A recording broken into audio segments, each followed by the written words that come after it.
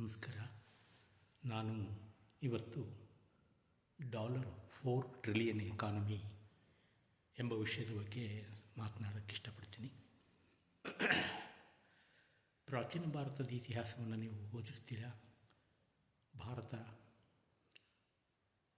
ಅರಬ್ಬರ ದಾಳಿಗಳಿಂದ ಹಿಡಿದು ಪೋರ್ಚುಗೀಸರು, ಗಜ್ನಿ, ಮೊಘಲರು, 200 ವರ್ಷಗಳ ಕಾಲ ಬ್ರಿಟಿಷರು, ನಂತರ ಪೋರ್ಚುಗೀಸರು ಎಲ್ಲರೂ ಸೇರಿ ದೇಶದ ಮೇಲೆ ದಾಳಿ ಮಾಡಿ ವೈಭವಯುತವಾದಂಥ ಸಂಪತ್ತು, ವಜ್ರ ವೈಡೂರ್ಯಗಳನ್ನು ಕೊಳ್ಳೆ ಹೊಡೆದು ತಗೊಂಡು ದೇಶವನ್ನು ಬರಿದು ಮಾಡಿದರು. ಸ್ವತಂತ್ರ ಬಂದ ನಂತರ ನಮ್ಮ ದೇಶದ ಆರ್ಥಿಕತೆಯನ್ನು ಬೆಳೆಸೋದಕ್ಕೆ ಸಾಕಷ್ಟು ಪ್ರಯತ್ನಗಳನ್ನು ನಮ್ಮ ಸ್ವತಂತ್ರ ಬಂದ ನಂತರದ ಕೇಂದ್ರ ಮತ್ತು ರಾಜ್ಯ ಸರ್ಕಾರಗಳು ಹೋರಾಟ ಮಾಡಿ ಅದನ್ನು ಬೆಳೆಸಿದವೆ. 1991 ನಂತರ ನಮ್ಮ ದೇಶದ ಆರ್ಥಿಕ ವ್ಯವಸ್ಥೆಯ ಸುಧಾರಣೆಗಳು ಪ್ರಾರಂಭವಾದವು. ಇಲ್ಲಿ ಇವತ್ತು ಅಂತಾರಾಷ್ಟ್ರೀಯ ದ್ರವ್ಯನಿಧಿ IMF ಅಂತ ಹೇಳ್ತೀವಿ, ಮತ್ತೊಂದು ವಿಶ್ವ bank IBRD, international bank for reconstruction development, economic development ಅಂತ.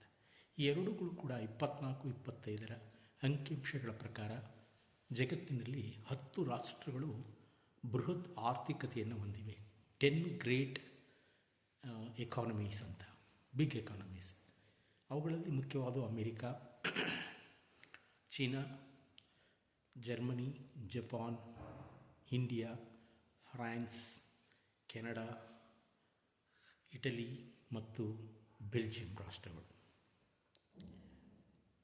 ಇದಲ್ಲದೆ ಈ IMF ವರ್ಲ್ಡ್ ಬ್ಯಾಂಕು 24-25 ಸಾಲಿನಲ್ಲಿ ಭಾರತ $4.1 ಟ್ರಿಲಿಯನ್ GDPಯನ್ನು ಗಳಿಸುವುದರ ಮೂಲಕ ವಿಶ್ವದ ಒಂದು 4ನೇ ಪ್ರಬಲ ಆರ್ಥಿಕತೆಯಾಗಿ ಹೊರಹೊಮ್ಮುತ್ತದೆ ಅಂತ ಹೇಳಿದ್ದಾರೆ 25ರ ಕೊನೆಯ ವೇಳೆಗೆ. ಉದಾಹರಣೆಗೆ ಅಮೇರಿಕಾದ GDP 24-25ರಲ್ಲಿ $30 ಟ್ರಿಲಿಯನ್ ಇದೆ. ಚೀನಾದು 19 ಟ್ರಿಲಿಯನ್ ಡಾಲರ್ಗಳಷ್ಟಿದೆ. ಜರ್ಮನಿ ಸುಮಾರು 4.7ರಷ್ಟಿದೆ. ಜಪಾನ್ 4.1 ಟ್ರಿಲಿಯನ್ ಬಿಲಿಯನ್ರಷ್ಟಿದೆ ಮತ್ತು ಭಾರತ $4.1 ಟ್ರಿಲಿಯನ್ ಡಾಲರ್ಗಳಷ್ಟಿದೆ ಅಂತೇಳಿ. ಇದಲ್ಲದೆ ಮೊನ್ನೆ ನಡೆದ ನಮ್ಮ ದೇಶದ ನೀತಿ ಆಯೋಗ ಪ್ರಧಾನಮಂತ್ರಿಗಳ ಅಧ್ಯಕ್ಷತೆಯಲ್ಲಿ ಎಲ್ಲ ರಾಜ್ಯಗಳ, ಭಾರತದ ಸಂಯುಕ್ತ ಸರ್ಕಾರ ಪದ್ಧತಿ ಎಲ್ಲ ರಾಜ್ಯಗಳು ಒಟ್ಟುಗೂಡಿ ಚರ್ಚೆ ಮಾಡಿ ಮತ್ತು ಈ ನೀತಿ ಆಯೋಗದ CEO ಮತ್ತು ನಮ್ಮ ದೇಶದ ಪ್ರಸಿದ್ಧ ಅರ್ಥಶಾಸ್ತ್ರಜ್ಞರು ಕೂಡ ಈ ಭಾರತದ ಏಳಿಗೆ ಬಗ್ಗೆ ಮಾತನಾಡಿದ್ದಾರೆ.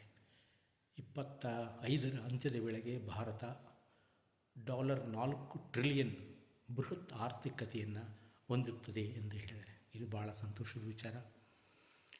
ಪ್ರಾರಂಭ ದಿನಗಳಲ್ಲಿ ನಾವು ಅರ್ಥಶಾಸ್ತ್ರದ ವಿದ್ಯಾರ್ಥಿಗಳಿಗೆ ಹೇಳ್ತಾಯಿದ್ದು, India is a rich country but inhabited by the poor people ಅಂತ. ಅಂದರೆ ಭಾರತ ಬಡಜನರಿಂದ ಕೂಡಿದ ಶ್ರೀಮಂತ ರಾಷ್ಟ್ರ ಅಂತ ಹೇಳ್ತಿದ್ರು. ಜನಸಂಖ್ಯೆ ಜಾಸ್ತಿ ಇದೆ, ಸಂಪನ್ಮೂಲಗಳಿವೆ, ಅವುಗಳನ್ನು ಸರಿಯಾಗಿ ಬಳಸಿ ಅಭಿವೃದ್ಧಿ ಬೆಳೆಸ್ಕೊಳ್ತಿಲ್ಲ ಅಂತ ಎಂಬ ಪ್ರಾಬ್ಲಮ್ ಹೇಳ್ತಿದ್ರು. ಆ ಒಂದು ದಿನದ ಅದನ್ನು ಮರುಕಳಿಸುವಂತೆ ಈಗ ನಾವು ಅಲ್ಲಿನಿಂದ 1991ರಿಂದ ಇತ್ತೀಚಿನ 25ರವರೆಗೆ ಕೇಂದ್ರ ಮತ್ತು ರಾಜ್ಯ ಸರ್ಕಾರಗಳ ಕಠಿಣ ಪರಿಶ್ರಮ ಮತ್ತು ನಮ್ಮ ಎಲ್ಲರ ಶ್ರಮದ ಫಲವಾಗಿ ರಾಷ್ಟ್ರದ GDP ಹೆಚ್ಚಾಗಿ ನಾವು ಇದಕ್ಕೆ $4 ಟ್ರಿಲಿಯನ್ ಅತ್ತ ಹೋಗ್ತಾ ಇದೆ. ಈಗ ಹೀಗೆ ಸುಮಾರು 47ರೊಳಗೆ ಹೋದರೆ ನಾವು ಅಭಿವೃದ್ಧಿ ಹೊಂದಿದ ರಾಷ್ಟ್ರದ ಸಾಲಿನಲ್ಲಿ ಇರ್ತೀವಿ ಅಂತ ಕೆಲವರು ತಜ್ಞರು ಅಭಿಪ್ರಾಯಪಡ್ತಾರೆ.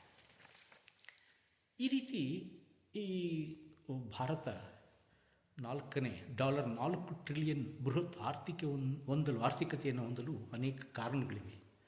ಮೊದಲನೇದಾಗಿ ನಮ್ಮ ದೇಶದ ಆರ್ಥಿಕ ಬೆಳವಣಿಗೆ ದರ ನಿರಂತರವಾಗಿ ಹೆಚ್ಚಾಗ್ತಾಯಿದೆ.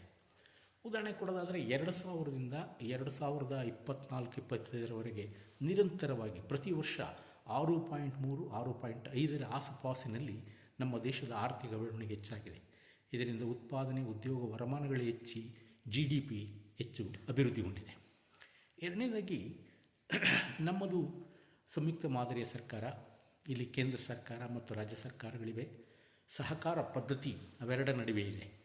ಅಂದರೆ ಕೇಂದ್ರ ಒಂದೇ ಅಲ್ಲ, ರಾಜ್ಯ ಸರ್ಕಾರಗಳು ಎಲ್ಲ ಪ್ರಧಾನಮಂತ್ರಿಯನ್ನು ಒಳಗೊಂಡಂತೆ ಎಲ್ಲ CMಗಳು ಒಳಗೊಂಡಂತೆ ಎಲ್ಲ ರಾಜ್ಯಗಳ ಸರ್ಕಾರ ಸಿಬ್ಬಂದಿಗಳು ಎಲ್ಲರೂ ಒಳಗೊಂಡಂತೆ ಆ ಒಟ್ಟು ಶ್ರಮದ ಫಲವಾಗಿ ನಮ್ಮ GDP ಹೆಚ್ಚಾಗಿದೆ. ಯಾಕೆಂದರೆ ಈಗ ನಾವು ರಾಜ್ಯಗಳ ಪಾಲು ರಾಷ್ಟ್ರದ GDPಯಲ್ಲಿ ತೆಗೆದುಕೊಂಡ್ರೆ ಮಹಾರಾಷ್ಟ್ರದಲ್ಲಿ ಸುಮಾರು 13.4%, ಮತ್ತು ತಮಿಳುನಾಡು 8.9%, ಮಹಾರಾಷ್ಟ್ರ 8.9%, ಕರ್ನಾಟಕ 8%, ಮತ್ತು ರಾಜಸ್ಥಾನ 7%, ವೆಸ್ಟ್ ಬೆಂಗಾಲ್ 5.6%, ಮಧ್ಯಪ್ರದೇಶ 5%, ಮತ್ತು ಈ ತೆಲಂಗಾಣ ಮತ್ತು ಆಂಧ್ರ ಪ್ರದೇಶಗಳು 5.6%. ಈಗ ಎಲ್ಲ ರಾಜ್ಯಗಳು ತಮ್ಮದೇ ಆದ ಕೊಡುಗೆಯನ್ನು ರಾಷ್ಟ್ರದ GDP ಬೆಳವಣಿಗೆಗೆ ಕೊಡುಗೆಯನ್ನು ಕೊಟ್ಟಿವೆ. ಆದ್ದರಿಂದ ಈ ಸಂಯುಕ್ತ ಮಾದರಿ ಸರ್ದಾರ್ ಪದ್ಧತಿಯ ಸಹಕಾರ, ಈ ಕೋಆಪರೇಟಿವ್ ಫೆಡರಲಿಸಮ್ ಕೂಡ ನಮ್ಮ ದೇಶದ ಇವತ್ತಿನ ಒಂದು 4 ಟ್ರಿಲಿಯನ್ ಎಕಾನಮಿ ಮುಟ್ಟೋದಕ್ಕೆ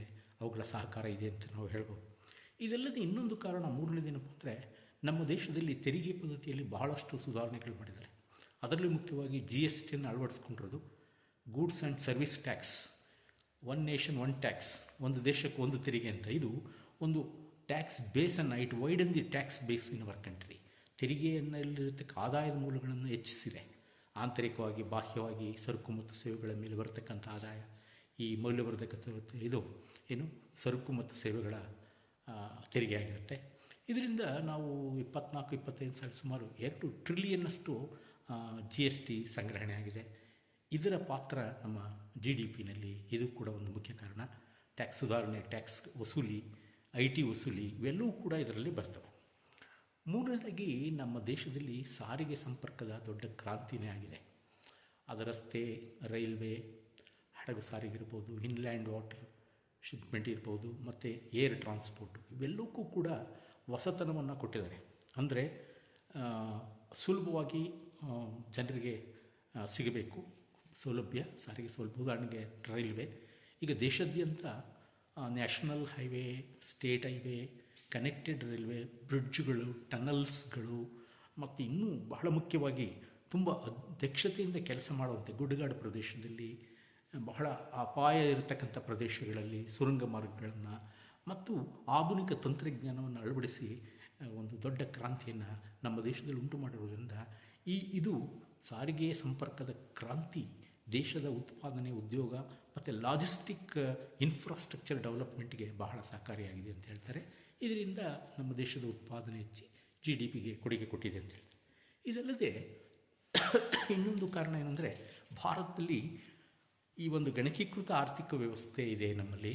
ಅಂದರೆ ಡಿಜಿಟಲ್ ರೆವಲ್ಯೂಷನ್ ಅಂತ ಪ್ರತಿಯೊಂದು ಇಲಾಖೆಗಳಲ್ಲಿ, ಪ್ರತಿಯೊಂದು ಕೆಲಸಗಳಲ್ಲಿ ಈ ಗಣಕೀಕೃತ ಕಂಪ್ಯೂಟರ್, ಸೂಪರ್ ಕಂಪ್ಯೂಟರ್, AI ತಂತ್ರಜ್ಞಾನವನ್ನು ಅಳವಡಿಸೋದ್ರಿಂದ ದೇಶದಲ್ಲಿ ಈ ಮಧ್ಯವರ್ತಿಗಳ ಹಾವಳಿಯನ್ನು ತಪ್ಪಿಸಿ, ಭ್ರಷ್ಟಾಚಾರದ ಹಾವಳಿಯನ್ನು ತಪ್ಪಿಸಿ, ನೇರವಾಗಿ ಮತ್ತು ಸುಲಭವಾಗಿ ಜನರಿಗೆ ಆ ಫಲಾನುಭವಿಗಳಿಗೆ ತರುವಂತೆ ಮಾಡಿದಂಥ ಕೆಲಸವನ್ನು ಈ ಒಂದು ಡಿಜಿಟಲ್ ರೆವಲ್ಯೂಷನ್ ಮಾಡಿದೆ, ಗಣಕೀಕೃತ ಒಂದು ವ್ಯವಸ್ಥೆ. ನಿಜವಾಗ್ಲೂ ಕೂಡ ಇದು ನಮ್ಮ ದೇಶದ ಒಂದು ದೊಡ್ಡ ಸಾಧನೆ. ಇದರ ಫಲವಾಗಿ ನಾವು ನಮ್ಮ ದೇಶದ ಒಂದು GDP ಅದರ ಮೇಲೆ ಕೆತ್ತಿದೆ ಅಂತ ಹೇಳ್ಬೋದು. ಬಹಳ ಮುಖ್ಯವಾಗಿ ನಮ್ಮ ದೇಶದಲ್ಲಿ ಈ ಒಂದು 4 ಬಿಲಿಯನ್ GDP ಹೆಚ್ಚಾಗೋದಕ್ಕೆ ಮತ್ತೊಂದು ಕಾರಣ, ನಮ್ಮ ದೇಶದಲ್ಲಿ ಸೇವಾ ಕ್ಷೇತ್ರದಲ್ಲಿ ಕ್ರಾಂತಿ ಉಂಟಾಗಿದೆ. ಆರ್ಥಿಕ ವಲಯವನ್ನು ನಾವು 3 ಭಾಗಗಳಾಗಿ ನೋಡಿಸ್ತೀವಿ: primary sector, secondary sector, tertiary sector. ಕೃಷಿ ಪ್ರಧಾನ ವಲಯ, ಎರಡನೇದು ದ್ವಿತೀಯ ವಲಯ, ತಯಾರಿಕಾ ಅಥವಾ ಕೈಗಾರಿಕಾ ವಲಯ, ಮೂರನೇದು ಸೇವಾ ವಲಯ. ಕೃಷಿ ಮತ್ತು ಅದರ ಸಹಕ್ಷೇತ್ರಗಳು, ಉದಾಹರಣೆಗೆ ಪಶುಸಂಗೋಪನೆ, ಹೈನುಗಾರಿಕೆ, ಕೃಷಿ ಆಧಾರಿತ ಕೈಗಾರಿಕೆಗಳು, ಸಂಸ್ಕರಣಾ ಕೈಗಾರಿಕೆ, ಕೃಷಿ ವಸ್ತುಗಳ ಸಂಸ್ಕರಣಾ ಕೈಗಾರಿಕೆಗಳು, ಇವೆಲ್ಲ ಇದು ನಮ್ಮ ದೇಶದಲ್ಲಿ. ಇದು ಕೂಡ ಸುಮಾರು 17% ವರಮಾನವನ್ನು, ರಾಷ್ಟ್ರೀಯ GDPಗೆ ಕೊಡ್ತಾರೆ ವರಮಾನವನ್ನು. 24% ತಯಾರಿಕಾ ಕ್ಷೇತ್ರದಿಂದ, ಮೈನಿಂಗ್ ಇರ್ಬೋದು, ಮತ್ತು ಕೈಗಾರಿಕೆಗಳು, IT, ಇನ್ಫಾರ್ಮೇಷನ್ ಟೆಕ್ನಾಲಜಿಕಲ್ IT ಒಂದು ಕ್ಷೇತ್ರದಿಂದ ಇರ್ಬೋದು, ಅದರಿಂದ 24% ಆದಾಯ ಬರ್ತಾಯಿದೆ. ಆದರೆ ನಮ್ಮ ದೇಶದಲ್ಲಿ 2000 ನಂತರ, 1991 ನಂತರ ಈ ಒಂದು ಸೇವಾ ಕ್ಷೇತ್ರ ಒಂದು ಅದ್ವಿತೀಯ ಪ್ರಗತಿಯನ್ನು ಸಾಧಿಸ್ತಾ ಇದೆ. ಸೇವಾ ಕ್ಷೇತ್ರದಲ್ಲಿ ಹಣ, ಬ್ಯಾಂಕು, ವಾಣಿಜ್ಯ, ವ್ಯಾಪಾರ, ಅಂತಾರಾಷ್ಟ್ರೀಯ ವ್ಯಾಪಾರ ಇತರ ಎಲ್ಲ ವಿಚಾರಗಳು ಬರ್ತವೆ. ಮತ್ತು ಹಣಕಾಸಿನ ಸಂಸ್ಥೆಗಳು, ಖಾಸಗಿ ಮತ್ತು ಸರ್ಕಾರಿ ಹಣಕಾಸಿನ ಸಂಸ್ಥೆಗಳು ಇವೆಲ್ಲವೂ ಬರ್ತವೆ. LIC ಎಲ್ಲವೂ ಬರ್ತವೆ. ಇವು ಹೆಚ್ಚು ಪ್ರಗತಿಯನ್ನು ಸಾಧಿಸಿವೆ. ಒಂದು ಉದಾಹರಣೆ ಕೊಡೋದಾದರೆ, ಭಾರತದ ಜೀವ ವಿಮಾ ನಿಗಮ ಈ 2024-25ರಲ್ಲಿ ಸುಮಾರು ಮ್ಯಾನೇಜ್ಮೆಂಟ್ ಅಸೆಟ್ ಅದರದ್ದು $640 ಬಿಲಿಯನ್ ಅದರ ಅಸೆಟ್ ಇದೆ.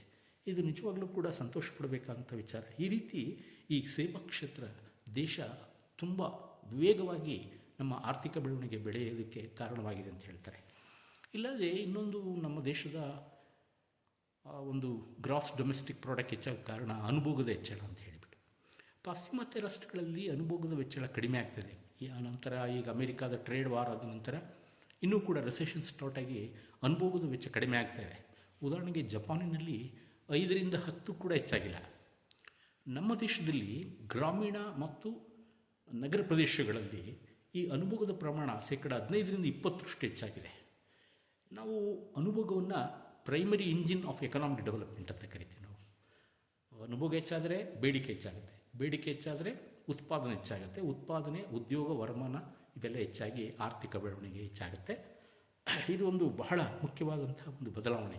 ಇದಲ್ಲದೆ ಬಜೆಟ್ನಲ್ಲಿ ಕೇಂದ್ರ ಮತ್ತು ರಾಜ್ಯ ಸರ್ಕಾರಗಳು ಅನುಭೋಗಿಗಳಿಗೆ ಅನೇಕ IT ರಿಯಾಯಿತಿಗಳಿರ್ಬೋದು, ಇನ್ನು ಬೇರೆ ಬೇರೆ ಸವಲತ್ತುಗಳನ್ನು ಕೊಟ್ಟು ಅವರ ವರಮಾನ ಕೊಳ್ಳುವ ಶಕ್ತಿ ಹೆಚ್ಚಾಗುವಂತೆ ಮಾಡಿದೆ. ಇದರಿಂದ ನಗರ ಪ್ರದೇಶ ಜನರು ಕೂಡ ಅವರ ಅನುಭೋಗದ ಪ್ರಮಾಣ ಹೆಚ್ಚಾಗಿ ಉತ್ಪಾದನೆಗೆ ಪ್ರೇರಣೆಯನ್ನು ಕೊಡ್ತಾಯಿದ್ರು. ಇದಲ್ಲದೆ ಇನ್ನೊಂದು ಬಹಳ ಮುಖ್ಯವಾದಂಥ ಕಾರಣ ಏನಪ್ಪ ಅಂದರೆ, $4 ಟ್ರಿಲಿಯನ್ ಎಕಾನಮಿಗೆ ಬಡತನ ನಿರ್ಮೂಲನೆ ಆಗಿದೆ. ನಾವು ಪ್ರಾರಂಭದಲ್ಲಿ, ಸ್ವತಂತ್ರ ಪೂರ್ವದಲ್ಲಿ, ಸ್ವತಂತ್ರ ನಂತರದಲ್ಲಿ ಏನಿತ್ತು ಬಡತನ 40, 50, 60% ಇತ್ತು. ಅದು ಈಗೇನಾಗಿದೆ ಅಂತಂದರೆ 1991 LPG liberalisation, privatisation and globalisation ಅದರ ಫಲವಾಗಿ ನಂತರ ಇತ್ತೀಚಿನ ದಿನಗಳಿನ ಸಾಧನೆಗಳಿಂದಾಗಿ ಬಡತನದ ಪ್ರಮಾಣ ನಮ್ಮಲ್ಲಿ ಎಷ್ಟು ಅಂದರೆ 5% ಕಡಿಮೆ ಆಗಿದೆ ಭಾರತದಲ್ಲಿ. This is wonderful achievement. ವಿಶ್ವದಲ್ಲಿಯೇ ಇದನ್ನು ನಾವು ಕೊಂಡಾಡ್ತಕ್ಕಂಥದ್ದು, ಅಪ್ರಿಷಿಯೇಟ್ ಮಾಡ್ತಕ್ಕಂಥ ವಿಚಾರ. ಉದಾಹರಣೆ ಕೊಡೋದಾದರೆ 2015ರಲ್ಲಿ ಸುಮಾರು 23 ಕೋಟಿ ಕಡುಬಡವರಿದ್ದರು, 23 ಕೋಟಿ. ಆದರೆ ಇದು 2024ನೇ ಸಾಲಿನಲ್ಲಿ 25ರಲ್ಲಿ 3.3 ಕೋಟಿಯಷ್ಟು ಅತಿ ಬಡವರಿದ್ದಾರೆ. ಇದು ಬಹಳ ಒಂದು ಗುಡ್ ಅಚೀವ್ಮೆಂಟ್. ಯಾವ ಅಚೀವ್ಡ್ ಲಾಟ್. ಇದಲ್ಲದೆ ನಾವು 1950ರಲ್ಲಿ ಕೇವಲ 50.8 ಮಿಲಿಯನ್ ಟನ್ಗಳಷ್ಟು ಆಹಾರ ಧಾನ್ಯವನ್ನು ಬೆಳೀತಾ ಇತ್ತು. ಇದು 91ರಲ್ಲಿ ಸುಮಾರು 176 ಮಿಲಿಯನ್ ಟನ್ಗಳಿಗೆ ಹೆಚ್ಚಾಯಿತು. ನಮ್ಮ ದೇಶದಲ್ಲಿ ಹಸಿರು ಕ್ರಾಂತಿ ಆಯಿತು, ನಿಮಗೆ ಗೊತ್ತಿರ್ಬೋದು. 66ರಿಂದ 69ರವರೆಗೆ ಗ್ರೀನ್ ರೆವಲ್ಯೂಷನ್. ಅದರ ಫಲವಾಗಿ ಈಲ್ಡಿಂಗ್ ವೆರೈಟಿ ಸೀಡ್ಸ್ ಬಳಸಿತು, ಆಹಾರ ಉತ್ಪಾದನೆ ಹೆಚ್ಚಾಯಿತು. ಅದರ ಜೊತೆಗೆ ಈಗೇನಾಗಿದೆ ಅಂದರೆ 2024-25 ಸಾಲಿನಲ್ಲಿ ಸುಮಾರು 337.3 ಮಿಲಿಯನ್ ಟನ್ ಆಹಾರ ಧಾನ್ಯ ಬೆಳೆದಿದೆ.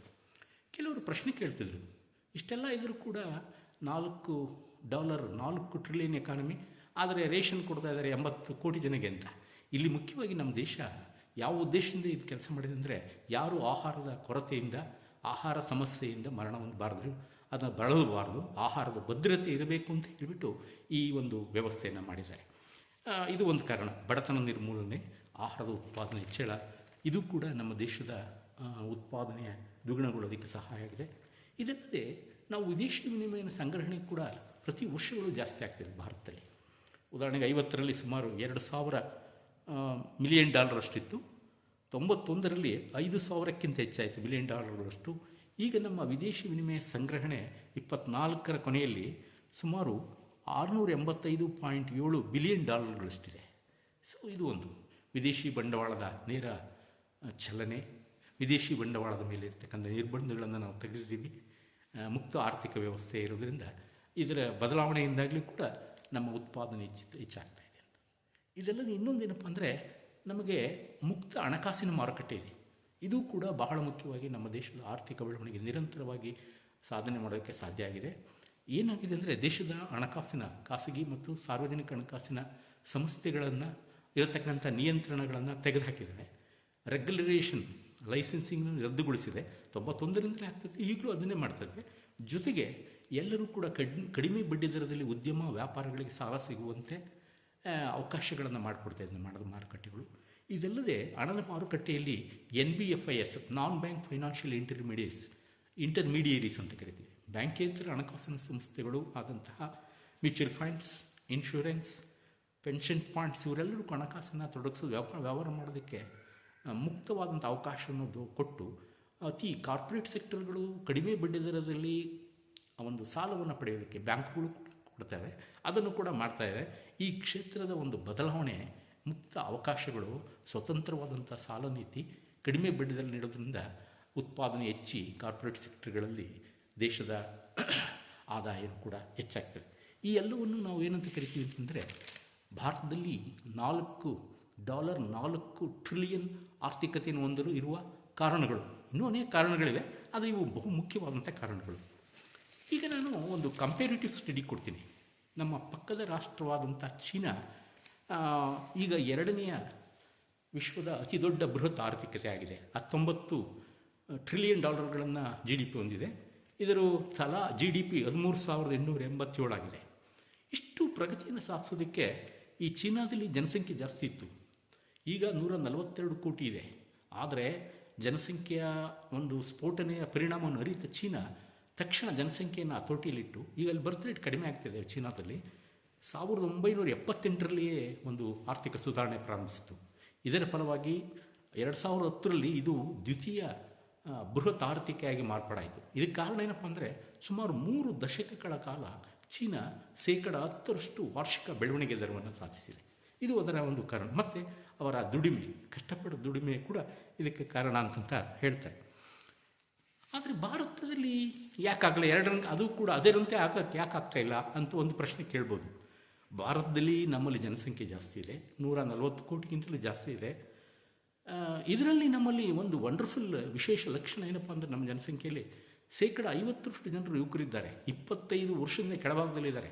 They are most powerful, they are most productive. ಅವ್ರನ್ನ ನಾವು ಉತ್ಪಾದನೆಗೆ ತೊಡಗಿಸಿ ಉದ್ಯೋಗವನ್ನು ಕೊಟ್ಟು ಅವರ ಮೇಲೆ ಕೆತ್ತಿರೆ ನಾವು ನಿಜವಾಗಿ ಕೂಡ 47ರಕ್ಕೆ ಅಭಿವೃದ್ಧಿ ಹೊಂದಿದ ರಾಷ್ಟ್ರ ಆಗೋದರಲ್ಲಿ ಸಂಶಯ ಇಲ್ಲ ಅಂತ ಹೇಳಿ ತಜ್ಞರು ಅಭಿಪ್ರಾಯಪಡ್ತಾರೆ. ಅದೇನೇ ಇರಲಿ, ನಮ್ಮ ದೇಶದಲ್ಲಿ ಆರ್ಥಿಕ ಸುಧಾರಣೆಗಳು ಪ್ರಾರಂಭವಾಗಿದ್ದು 1991ರಲ್ಲಿ. ಏನು ಚೀನಾ ಪ್ರಾರಂಭಿಸ್ತಲ್ಲ 1978, 13 ವರ್ಷದ ನಂತರ ನಾವು ಪ್ರಾರಂಭಿಸಿದ್ವು. ಇದರ ಫಲವಾಗಿ ಏನಾಗಿದೆ ಅಂದರೆ, 2000ರಿಂದ 2024ರವರೆಗೆ ಸತತವಾಗಿ ನಮ್ಮ ದೇಶದ ಆರ್ಥಿಕ ಬೆಳವಣಿಗೆ ದರ 6.3ಕ್ಕಿಂತಲೂ ಹೆಚ್ಚಾಗ್ತಾ ಹೋಗಿದೆ. ಇದರಿಂದಾಗಿ ನಾವು ಇವತ್ತು ಈ ಒಂದು ಬೃಹತ್ ಆರ್ಥಿಕತೆಯನ್ನು, 4ನೇ ಆರ್ಥಿಕತೆಯನ್ನು ಹೊಂದೋದಕ್ಕೆ ಸಹಾಯ ಆಗಿದೆ ಅಂತ ಹೇಳ್ತೀವಿ ನಾವು. ಇದು ಕೂಡ ಒಂದು ಬಹಳ ಮುಖ್ಯವಾಗಿ.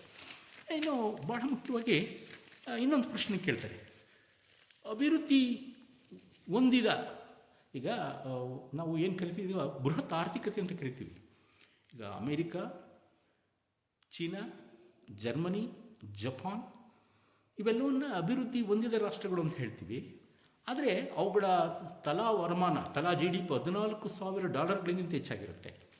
ಈಗ ನಮ್ಮದು ಈ ಒಂದು ಏನು 4 ಟ್ರಿಲಿಯನ್ಗಳಷ್ಟು GDPಯನ್ನು ಹೊಂದಿದ್ದು, ನಾವು 2,875 ತಲಾ GDPಯನ್ನು ಹೊಂದಿದ್ದೀವಿ. ಇದನ್ನು ಮುಟ್ಟೋದಕ್ಕೆ ನಾವು ಕೂಡ ಸಾಧ್ಯತೆ ಉಂಟು ಅಂತ ಹೇಳಿ ಅರ್ಥಶಾಸ್ತ್ರಜ್ಞರು ಅಭಿಪ್ರಾಯ ಪಡ್ತಾರೆ. ಇದಕ್ಕೆ ಏನು ಮಾಡಬೇಕು ಅನ್ನೋದಕ್ಕೆ ಕಾರಣ ಏನಪ್ಪ ಅಂದರೆ, ನಮ್ಮ ದೇಶದಲ್ಲಿ ಈ ಅಭಿವೃದ್ಧಿ ಆರ್ಥಿಕ ಬೆಳವಣಿಗೆ ಆಗ್ತಾಯಿದೆ, ಬೃಹತ್ ಆರ್ಥಿಕತೆಯಾದ ದಾಪುಗಾಲ ಆಗ್ತಾಯಿದ್ದೀವಿ. ಆದರೆ ನಾವು ಬಂಡವಾಳ ವಸ್ತುಗಳನ್ನು ರಫ್ತು ಮಾಡ್ತಾಯಿಲ್ಲ. ಎರಡನೇದಾಗಿ ಬರೀ ಕೃಷಿ ಆಧಾರಿತ ವಸ್ತುಗಳು ರಫ್ತು ಮಾಡ್ತೀವಿ. ಮತ್ತು ಕೃಷಿಯಲ್ಲಿ ಅಭಿವೃದ್ಧಿ ಆಗಬೇಕಾಗಿದೆ. ಇನ್ನೂ ಕೂಡ ಇಲ್ಲಿ ಹೆಚ್ಚು ಬೇಡಿಕೆ, ವಿಶ್ವಮಟ್ಟದ ಗುಣಮಟ್ಟವನ್ನು ಕಾಪಾಡಿಕೊಳ್ಬೇಕಾಗಿದೆ, ಪೈಪೋಟಿಯನ್ನು ಎದುರಿಸಬೇಕಾಗಿದೆ. ಇದಲ್ಲದೆ ನಮ್ಮಲ್ಲಿ ಸಾಮಾಜಿಕ ಅಸಮಾನತೆ ಇದೆ, ನಿರುದ್ಯೋಗ ಸಮಸ್ಯೆ ಇದೆ. ಇದಲ್ಲದೆ ಇನ್ನೊಂದು ಬಹಳ ಮುಖ್ಯವಾಗಿ ನಾವು ಏನು ಕಾಣ್ತೀವಪ್ಪ ಅಂದರೆ, ಈ ಶಿಕ್ಷಣ ಮತ್ತು ಆರೋಗ್ಯ ಇದರ ಮೇಲೆ ನಾವು ಕಡಿಮೆ ಬಂಡವಾಳವನ್ನು ಹೂಡ್ತಾ ಇದ್ವಿ. ಅದು ಕೂಡ ಒಂದು ಮುಖ್ಯ ಕಾರಣ. ಮತ್ತು ನಮ್ಮ ದೇಶದಲ್ಲಿ ಚೈನಾದಂತೆ ಕಮ್ಯುನಿಸ್ಟ್ ಸರ್ಕಾರ ಇಲ್ಲ. ನಮ್ಮ ದೇಶದಲ್ಲಿ ಪ್ರಜಾಪ್ರಭುತ್ವ ಸರ್ಕಾರ ಇದೆ. ಇಲ್ಲಿ ಅನೇಕ ರಾಜಕೀಯ ಪಕ್ಷಗಳಿವೆ. ಸ್ಟೇಟಲ್ಲಿ ಒಂಥರ ಇರುತ್ತೆ, ಕೇಂದ್ರದಲ್ಲಿ ಒಂಥರ ರಾಜ್ಯಗಳಿವೆ. ಇವುಗಳ ನಡುವೆ ಭಿನ್ನಾಭಿಪ್ರಾಯಗಳಿರುತ್ತೆ. ಅಮೇರಿಕಾದಂಥ ದ್ವಿಪಕ್ಷೀಯ ರಾಜಕೀಯ ಪದ್ಧತಿ ನಮ್ಮ ದೇಶದಲ್ಲಿಲ್ಲ. ಹೀಗಾಗಿ ಸ್ಥಿರ ರಾಜಕೀಯದ ಕೊರತೆ ಇದೆ. ಒಂದು ಗಟ್ಟಿ ಮುಟ್ಟಾದಂಥ ಆರ್ಥಿಕ ನೀತಿಯನ್ನು ಅನುಸರಿಸಬೇಕು ಅಂದರೆ ಆ ರಾಷ್ಟ್ರದಲ್ಲಿ ರಾಜಕೀಯ ಒಂದು ಸ್ಥಿರತೆ ಇರಬೇಕಾಗತ್ತೆ. ಇನ್ನು ಬಹಳ ಮುಖ್ಯವಾಗಿ ಇನ್ನೊಂದೇನಪ್ಪ ಅಂತಂದರೆ, ವಿದೇಶಿ ಬಂಡವಾಳದ ಚಲನೆಗೆ, ವಿದೇಶಿ ವ್ಯಾಪಾರದ ಮೇಲಿನ ಸುಂಕಗಳನ್ನು ಕಡಿಮೆ ಮಾಡಬೇಕು. ಮತ್ತು ಅದು ಕೂಡ ಒಂದು ಬಹಳ ಮುಖ್ಯವಾದಂಥ ವಿಚಾರ. ಮತ್ತು ತೊಡಂತು ಹೊಸ ತಂತ್ರಜ್ಞಾನವನ್ನು, ಮಾನವ ಸಂಪನ್ಮೂಲ ಅಭಿವೃದ್ಧಿ ಇನ್ನೂ ಆಗಬೇಕು ಅಂತ ಹೇಳ್ತಾರೆ. ಕೆಲವರು ಇನ್ನೂ ಒಂದು ಪ್ರಶ್ನೆಗಳನ್ನು ಕೇಳ್ತಾರೆ. ಏನು ಅಂತಂದರೆ, ಭಾರತದಲ್ಲಿ ಒಂದೇನು ನಿರುದ್ಯೋಗ ಸಮಸ್ಯೆ ಇದೆ, ವರಮಾನದ ಅಸಮಾನತೆ ಇದೆ, ಮೂರನೇದಾಗಿ ಇನ್ನೊಂದೇನಪ್ಪ ಅಂದರೆ ಸಾಮಾಜಿಕ ಅಸಮಾನತೆ ಇದೆ, ಮತ್ತು ಬಂಡವಾಳದ ಏನು ಸಂಪತ್ತಿನ ಕೇಂದ್ರೀಕರಣ ಇದೆ. ಈಗ ಇದು ಈ ಸಮಸ್ಯೆ ಎಲ್ಲ ರಾಷ್ಟ್ರದಲ್ಲೂ ಇದೆ, ಅಮೇರಿಕಾದಲ್ಲೂ ಇದೆ.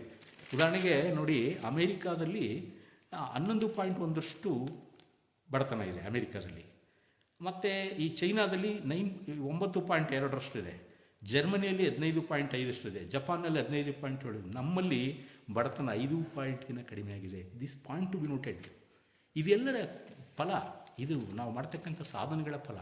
ಇಷ್ಟೆಲ್ಲ ಜನಸಂಖ್ಯೆ ಇದ್ದರೂ ಕೂಡ ಆ ಜನಸಂಖ್ಯೆಯನ್ನು ಸರಿಯಾಗಿ ಬಳಸ್ಕೊಂಡು ಗ್ರೋತ್ ಆಗ್ತಾಯಿದ್ದೀವಿ ನಾವು. ಆದರೆ ಇನ್ನೊಂದೇನಪ್ಪ ಅಂದರೆ ಸಾಮಾಜಿಕ ಅಸಮಾನತೆಯೂ ಕೂಡ ಎಷ್ಟು. ಈ ಪ್ರಶ್ನೆಯನ್ನು ಕೆಲವು ಕೇಳ್ತಾರೆ, ನಮ್ಮಲ್ಲಿ ಬಡತನ ಇದೆ, ನಿರುದ್ಯೋಗ ಇದೆ. ಉದಾಹರಣೆಗೆ ನಿರುದ್ಯೋಗ ಅಮೇರಿಕಾದಲ್ಲೂ ಇದೆ, ಮತ್ತು ಚೀನಾದಲ್ಲೂ ಇದೆ, ಎಲ್ಲ ರಾಷ್ಟ್ರಗಳಲ್ಲಿದೆ, ಮತ್ತು ಸಾಮಾಜಿಕ ಅಸಮಾನತೆಗಳಿವೆ. ಈಗ ಉದಾಹರಣೆಗೆ ಅಮೇರಿಕಾದಲ್ಲಿ 91 71 ಕಡಿಮೆ ಆಯಿತು ಅಂತಾರೆ ಅಸಮಾನತೆ. ಚೈನಾದಲ್ಲೂ ಇದೆ, ರೀಜನಲ್ ವೈಸ್ ಇದೆ, ಎಂಪ್ಲಾಯ್ಮೆಂಟ್ ನಾನ್ ಎಂಪ್ಲಾಯ್ಮೆಂಟ್ ಜೊತೆ ಇದೆ, ರೇಸ್ ವೈಸ್ ಇದೆ ಅಂತೆ ಕೆಲವು ಕಡೆ ಎಲ್ಲ. ಜರ್ಮನಿಯಲ್ಲೂ ಇದೆ, ಜಪಾನ್ನಲ್ಲಿಯೂ ಕೂಡ ಇದೆ, ಎಂಪ್ಲಾಯ್ಮೆಂಟ್ನಲ್ಲಿದೆ. ಹೀಗೆ ಇವೆಲ್ಲ ಇವುಗಳನ್ನು ತೆಗೆದುಕೊಳ್ಳೋದಿಲ್ಲ. ಏನು ಎಂಪ್ಲಾಯ್ಮೆಂಟ್, ನಾವು GDP-ಯನ್ನು, ಒಂದು ರಾಷ್ಟ್ರವನ್ನು, ಪ್ರಬಲ ಆರ್ಥಿಕತೆಯನ್ನು ಪರಿಗಣಿಸುವಾಗ ಏನು ತೊಗೊಳ್ತಾರೆ ಅಂದರೆ GDP ಮುಂದೆ ಎಕನಾಮಿಕ್ ಗ್ರೋತ್ಸ್ ತೊಗೊಳ್ತಾರೆ, ದೆನ್ ಅದರ್ ಡೆವಲಪ್ಮೆಂಟ್ಸ್.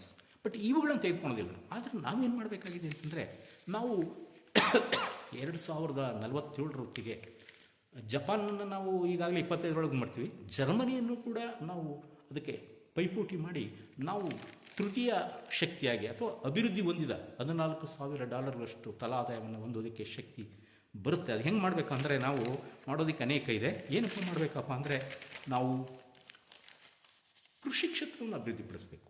ನಮ್ಮ ದೇಶದಲ್ಲಿ ಏನಾಗಿದೆ ಅಂತಂದರೆ, ಕೃಷಿ ಕೇವಲ 17% ಇದೆ. ಈಗ ಒಂದು ಕಾಲದಲ್ಲಿ ಅದು 70-80 ಇತ್ತು. 45 ಜನರು ಇಂದಿಗೂ ಆ ಕೃಷಿಯನ್ನು ನಂಬ್ಕೊಂಡಿದ್ದಾರೆ. ಕೃಷಿಯನ್ನು ಲಾಭದಾಯಕವನ್ನಾಗಿ ಮಾಡ್ತಾಯಿಲ್ಲ. ಕೃಷಿಯಲ್ಲಿ ಉದ್ಯಮಶೀಲತೆ ಕಡಿಮೆ ಆಗಿದೆ.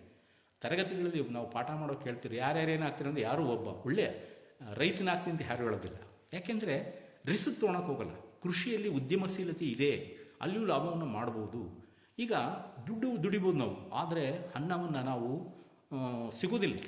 ₹1,000 ಕೊಟ್ಟು ಕೊಂಡ್ಕೋಬೇಕಾಗುತ್ತೆ.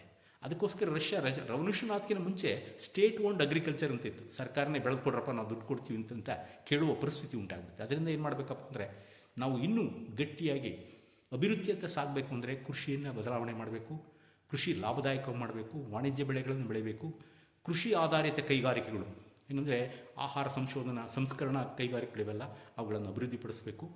ಜೊತೆಗೆ ನೀರಾವರಿಗಳನ್ನು ಅಭಿವೃದ್ಧಿಪಡಿಸಬೇಕಾದ ಬಹಳ ಮುಖ್ಯವಾಗಿ. ಮತ್ತು ನಾವು ಕೃಷಿಯನ್ನು ಅಭಿವೃದ್ಧಿಪಡಿಸಿದ್ರೆ ನಮ್ಮ ನಿರುದ್ಯೋಗ ಸಮಸ್ಯೆ ಅರ್ಧ ಕಡಿಮೆ ಆಗುತ್ತೆ, 45%. ಈ ಕೇವಲ 23% ನಾವು ಅಧಿಕೃತ ಸಂಘಟಿತ ವಲಯದಲ್ಲಿ ಒಂದು ಉದ್ಯೋಗ ಇದೆ. ಇನ್ನು ಉಳಿದಂತಹ 77% ಆ ಒಂದು ಅಸಂಘಟಿತ ವಲಯದಲ್ಲಿದ್ದಾರೆ. ಅವು ಲೆಕ್ಕಕ್ಕೆ ಸಿಗಲ್ಲ, ಕೆಲವರು ರಿಜಿಸ್ಟರ್ ಆಗಿದ್ದಾರೆ. ಇಂತಹ ಪರಿಸ್ಥಿತಿಯಲ್ಲಿ ನಮ್ಮದು ಆರ್ಥಿಕ ವ್ಯವಸ್ಥೆ ಪ್ಯಾರಲಲ್ ಎಕಾನಮಿ. ನಮ್ಮದು ಒಂದು ಕಡೆ ನಿಯಂತ್ರಣ ಸಿಗುತ್ತೆ, ಇನ್ನೊಂದು ಕಡೆ ಸಿಗೋದಿಲ್ಲ. White and black. ಅದೇ ಥರ ಉತ್ತಮ ರೈತರು ಸಿಗ್ತಾರೆ, ಆರ್ಗನೈಸ್ ರೈತರು, ಅನ್ಆರ್ಗನೈಸ್ ಸಿಗ್ತಾರೆ. ಅದೇ ರೀತಿ ಕೃಷಿನೂ ಅಷ್ಟೇ, ಕೈಗಾರಿಕೆನೂ ಅಷ್ಟೇ, ಎಲ್ಲ ಕ್ಷೇತ್ರಗಳಲ್ಲಿ ದ್ವಂದ್ವ ಇದೆ. ಇದನ್ನು ಸರಿಪಡಿಸಿಕೊಂಡು ನಾವು ಅಭಿವೃದ್ಧಿ ಸಾಧಿಸಬೇಕು ಅಂದರೆ ನಾವೇನು ಮಾಡಬೇಕಪ್ಪ ಅಂದರೆ, ನಮ್ಮ ಸಾಮಾಜಿಕ ಸಮಸ್ಯೆಗಳನ್ನು ಹೋಗಲಾಡಿಸಬೇಕು. ಸೋಷಿಯಲ್ ಇಂಡರೆನ್ಸ್ ಅದಕ್ಕೆ ಶಿಕ್ಷಣದಿಂದ ಸಾಧ್ಯ. ಶಿಕ್ಷಣ ಆರೋಗ್ಯಕ್ಕೆ ಹೆಚ್ಚು ಒತ್ತನ್ನು ಕೊಡಬೇಕಾಗುತ್ತೆ. ನಾವು ಹೆಚ್ಚು ಬಂಡವಾಳನ GDP-ನ 50% ಉದ್ಯೋಗ ಅವಕಾಶಕ್ಕೆ, ಲೇಬರ್ ಇಂಟೆನ್ಸಿವ್ ಟೆಕ್ನಾಲಜಿಗೆ ಅವಕಾಶವನ್ನು ಮಾಡಿಕೊಡ್ಬೇಕಾಗತ್ತೆ. ಮತ್ತು ಮಹಿಳಾ ಪ್ರಧಾನ ಆರ್ಥಿಕ ವ್ಯವಸ್ಥೆಯನ್ನು ನಾವು ಮಾಡಬೇಕಾಗತ್ತೆ. ವುಮನ್ ಸೆಂಟ್ರಿಕ್ ಎಕನಾಮಿಕ್ ಡೆವಲಪ್ಮೆಂಟ್ ಅಂತ ಹೇಳ್ತೀವಿ. ಮಹಿಳೆಯರ ಆರ್ಥಿಕ ಸಬಲೀಕರಣ, ಸಾಮಾಜಿಕ ರಾಜಕೀಯ ಸಬಲೀಕರಣಕ್ಕೆ ಹೆಚ್ಚು ಅವಕಾಶವನ್ನು ಕೊಡಬೇಕಾಗತ್ತೆ. ಇದು ಬಹಳ ಮುಖ್ಯವಾದ್ದು. ಮತ್ತು ಇನ್ನೊಂದೇನಪ್ಪ ಅಂದರೆ, ನಾವು ಮಾನವ ಸಂಪನ್ಮೂಲದ ಅಭಿವೃದ್ಧಿಗೆ ಹ್ಯೂಮನ್ ಡೆವಲಪ್ಮೆಂಟ್ ಇಂಡೆಕ್ಸ್ ಅಂತ ಹೇಳ್ತೀವಿ. ಇಲ್ಲಿ ಬಹಳ ಮುಖ್ಯವಾಗಿ ಶಿಕ್ಷಣ, ಆರೋಗ್ಯ, ಉದ್ಯೋಗ ಎಲ್ಲ ಬರ್ತವೆ. ಇವುಗಳನ್ನು ಆಮೂಲಾಗ್ರ ಅಭಿವೃದ್ಧಿಪಡಿಸಬೇಕು. ಈಗ ವಿಶ್ವದಲ್ಲಿ 1ಕ್ಕಿಂತ ಜಾಸ್ತಿ HD ಯಾವುದೆಲ್ಲ, ಈಗ ಜಪಾನದು 0.9 ಇದೆ, ನಾವು ಸ್ವಲ್ಪ ಸುಧಾರಿಸ್ತಾ ಇದ್ದೀವಿ, 0.695 ಇದೆ ನಮ್ಮದು HDI. ಇದು ಕೂಡ ಭಾಳ ಮುಖ್ಯ. ಮತ್ತು ಆರೋಗ್ಯದಲ್ಲಿ ನಮ್ಮ ಒಂದು ಆಯುಷ್ ದರ 72 ವರ್ಷ, ಬೇರೆ ದೇಶದಲ್ಲಿ 80-90 ಹಿಂಗೆಲ್ಲ ಇದೆ. ಇನ್ನೊಂದೇನಪ್ಪ ಅಂದರೆ, ನಮ್ಮ ದೇಶದಲ್ಲಿ ಇತ್ತೀಚೆಗೆ ಆಫ್ಟರ್ ಇದು 91 ನಂತರ, 1914 ನಂತರ, 20 ನಂತರ, 25ರಲ್ಲಿ ನಾವು ಒಂದು ಬದಲಾವಣೆ ಕಾಣ್ತಾ ಇದ್ದೀವಿ. ನಾವು ಈ ನಿರುದ್ಯೋಗ ಸಮಸ್ಯೆ ಉಂಟಾಗೋದಕ್ಕೆ ಕಾರಣಗಳೇನಪ್ಪ ಅಂದರೆ ನಾವು ಕೃಷಿ ಹಿಂದುಳಿದಿರೋದು. 45% ಉದ್ಯೋಗ ಯಾರೂ ಇರಲ್ಲ. ಒಬ್ಬ ದುಡಿತಿರ್ತಾನೆ, ಇನ್ನು ಉಳಿದವರೆಲ್ಲ ಅದರಲ್ಲೇ ನೇತಾಕೊಂಡಿರ್ತಾರೆ. ಅಲ್ಲೇ ನಾವು ಅರೆ ಉದ್ಯೋಗವನ್ನು ಕಾಣ್ತೀವಿ, ಕಾಣದ ನಿರುದ್ಯೋಗವನ್ನು ಕಾಣ್ತೀವಿ, ಮರೆಮಾಚಿದ ನಿರುದ್ಯೋಗವನ್ನು ಕಾಣ್ತೀವಿ. ಅದರಲ್ಲಿ ಬಹಳವಾಗಿ ಬದಲಾವಣೆ ಮಾಡಬೇಕಾಗುತ್ತೆ. ಕೃಷಿಯಿಂದ ಆದರೆ ಅಲ್ಲಿ ಸಾಲ್ವ್ ಆಗುತ್ತೆ. ಇನ್ನೊಂದು ಎರಡನೇ ನನಗೇನಪ್ಪ ಅಂದರೆ, ನಮ್ಮಲ್ಲಿ ಈ ಒಂದು number of education institution supply ಜಾಸ್ತಿ ಆಗ್ತಿದೆ, ಡಿಮಾಂಡ್ ಇಲ್ಲ. ಉದ್ಯೋಗಗಳು ಪ್ರತಿ ವರ್ಷ ಕ್ರಿಯೇಟ್ ಆಗಲ್ಲ. ಮೂರನೇದಾಗಿ ಅಂದರೆ ನಮ್ಮ ಆಟೋಮೈಸೇಷನ್ ಆಗಿದೆ. ಇವತ್ತು ಒಂದು ರಾಬೋಟು, ಒಂದು ಕಂಪ್ಯೂಟರು 500 ಜನ ಕೆಲಸವನ್ನು ಮಾಡುತ್ತೆ. ಇವಾಗ ಕಂಪ್ಯೂಟರ್ನ ಅಳವಡಿಸ್ಕೋಬೇಕು, ನೀವು ಜನನೂ ಮಾಡ್ಕೋಬೇಕು. ಆಗ ನಿರುದ್ಯೋಗ ಸಮಸ್ಯೆ ಬಂದೇ ಬರುತ್ತೆ. ಈಗ ರಾಬೋಟ್ ಇತ್ತು ಅಂತ ಆರ್ಟಿಫಿಷಿಯಲ್ ಇಂಟೆಲಿಜೆನ್ಸನ್ನು ಬಳಸಿದ್ರೆ ಇನ್ನೂ ನಿರುದ್ಯೋಗ ಸಮಸ್ಯೆ ಹೆಚ್ಚಾಗ್ತದೆ. ಅದಕ್ಕೋಸ್ಕರ ನಾವು ಮಾಡಬೇಕಾಗಿರೋದು ಏನಪ್ಪ ಅಂದರೆ, ಕೃಷಿಯನ್ನು ನಾವು ವೈಜ್ಞಾನಿಕವಾಗಿ ಲಾಭದಾಯಕವನ್ನಾಗಿ ಮಾಡಬೇಕು. ಅದನ್ನು ಒಂದು ಉದ್ಯಮವಾಗಿ, ಈಗ ಮ್ಯಾನುಫ್ಯಾಕ್ಚರಿಂಗ್ ಇದೆ. ಆಮೇಲೆ ಇನ್ನೊಂದು ಬಹಳ ಮುಖ್ಯವಾಗಿ ನಮ್ಮ ದೇಶದ ಈ ಒಂದು $4 ಟ್ರಿಲಿಯನ್ ಎಕಾನಮಿ ಪಡೆಯೋದಕ್ಕೆ ನಮ್ಮ IT ಕ್ಷೇತ್ರದ ಸಾಧನೆ. ನೀವು ಯಾವುದೇ ರಾಜ್ಯ ಅಂತ ಹೇಳಿ ಭಾರತದಲ್ಲಿ, ಈಗ ಮಹಾರಾಷ್ಟ್ರ, ತಮಿಳುನಾಡು, ಕರ್ನಾಟಕ, ಗುಜರಾತ್, ಉತ್ತರ ಪ್ರದೇಶ, ಇನ್ನು ಎಲ್ಲ ರಾಜ್ಯಗಳಲ್ಲಿಯೂ ಕೂಡ IT ಕ್ಷೇತ್ರ 100ಕ್ಕೆ 100ರಷ್ಟು ಸಾಧನೆಗಳನ್ನು ಮಾಡ್ತಾ ಇದ್ದಾವೆ. ಹೆಚ್ಚು ವಿದೇಶಿ ವಿನಿಮಯ ಗಳಿಕೆ ನಮ್ಮಲ್ಲಿ ಜಾಸ್ತಿ ಆಗಲಿಕ್ಕೆ ಕಾರಣವಾಗಿದೆ. GDP ಹೆಚ್ಚಾಗಿದೆ. ಅದರಿಂದ ಮತ್ತು ಇನ್ನೊಂದೇನು ಅಂದರೆ, ನಮ್ಮ ಪ್ರಜಾಪ್ರಭುತ್ವ ಇರೋದು ರಾಷ್ಟ್ರ, ನಮ್ಮದು ಕಮ್ಯುನಿಸ್ಟ್ ಸರ್ಕಾರ ಅಲ್ಲ, ಅಧ್ಯಕ್ಷ ಮಾದರಿ ಸರ್ಕಾರ ಅಲ್ಲ. ಪ್ರಜೆಗಳು ಒಂದು ಸ್ಥಿರ ಸರ್ಕಾರ ರಚನೆಗೆ ಯಾವಾಗಲೂ ಒಲವನ್ನು ತೋರಿಸ್ಬೇಕು. ಒಂದು ಅಸ್ಥಿರ ಸರ್ಕಾರ ಬಂತು ಅಂದರೆ ಅಭಿವೃದ್ಧಿ ಸಾಧಿಸೋದಕ್ಕೆ ಸಾಧ್ಯ ಆಗೋದಿಲ್ಲ. ಮತ್ತು ಇನ್ನೊಂದೇನಪ್ಪ ಅಂದರೆ, ನಮ್ಮ ದೇಶದಲ್ಲಿ ಇರತಕ್ಕಂಥ ಏನು ಸಮಸ್ಯೆ ಇದೆಯೋ ಅಭಿವೃದ್ಧಿ ಹೊಂದಿದ ರಾಷ್ಟ್ರದಲ್ಲೂ ಇವೆ. ಹಾಗಂತ ಹೇಳಿಬಿಟ್ಟು ಅದನ್ನೇ ಇಟ್ಕೊಂಡು ನಾವು ಸಂತೋಷ ಪಡಬೇಕು. ಇಷ್ಟು ಅಭಿವೃದ್ಧಿ ಸಾಧಿಸ್ತಾ ಇದೀವಲ್ಲ, ಇದು ಏನಿದೆ positive approach, positive development and growth and development ಅಂತ ನಾವು ಹೇಳ್ತೀವಿ. ನಮಸ್ಕಾರ.